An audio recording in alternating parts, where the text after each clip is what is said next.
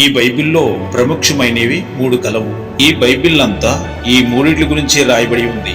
మొదటిది మనం తెలుసుకుంటే యోహాను 3:16లో దేవుడు లోకమును ఎంతో ప్రేమించింది కాగా తన అద్వితీయ కుమారునిగా పుట్టిన వానియందు విశ్వాసముంచు ప్రతివాడు నశింపక నిత్య జీవము పొందునట్లు ఆయనను మనకు అనుగ్రహించిన సర్వ సృష్టికర్త అయిన దేవాది దేవుడు ఈ లోకమును ఎంతో ప్రేమించి మన గురించి ఆయన కుమారుణ్ణి బలిగా అర్పించారు.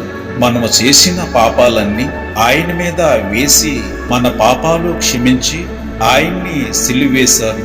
సహోదరులారా, ఇదంతో అద్భుతం కదా. రెండవది మనం తెలుసుకుంటే మానవుడు పరలోకములో దేవునితో ఎలాగుండాలో, పరలోకములో ఆయనతో ఎలా జీవించాలో కొన్ని మాటలు, కొన్ని నిబంధనలు ఆయన బైబిల్లో రాయించారు. నిర్గమకాండము 20వ అధ్యాయం 7వ వచనం కానించి 17వ వచనం దాకా చదువుకుంటే ఆయన ఈ నిబంధనలు మానవుడికి ఇవ్వటం జరిగింది. నీ దేవుడైన యెహోవా నామమును వ్యర్థముగా నోచరింపకూడదు.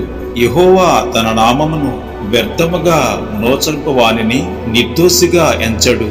విశ్రాంతి దినమును పరిశుద్ధంగా ఆచరించుటకు జ్ఞాపకముంచుకొనుము. 6 దినములు నీవు కష్టపడి నీ పనంతయు చేయవలెను. 7వ దినమున నీ దేవుడైన యెహోవాకు విశ్రాంతి దినము. ఇలా దేవుడు కొన్ని నిబంధనలు ఇచ్చి ఉన్నారు. నీ తల్లిదండ్రులను సన్మానించాలి, నీ ఎదుటివాడి వారిని ఆశింపకూడదు, నరహత్య చేయకూడదు, విభిచారింపకూడదు. కొన్ని నిబంధనలు దేవుడు మానవుడికి ఇచ్చి ఉన్నాడు. దేవుని యొక్క నిబంధనలు మనం ఆచరించకపోతే పరలోక రాజ్యములో ఆయన చేర్చుకొనడు.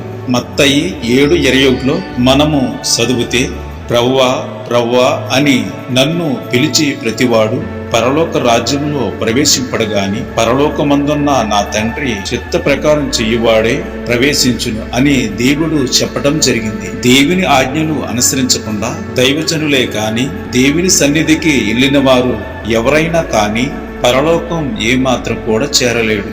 ఇది దేవుని చెప్పిన మాటే. మూడవది మనం తెలుసుకుంటే దేవుని ఉగ్రత అనగా ఆయన కోపాగ్ని. ఆయన కోపమే నిత్య నరకము. ఆ నరకము మనుషుల గురించి చేసినది కాదు.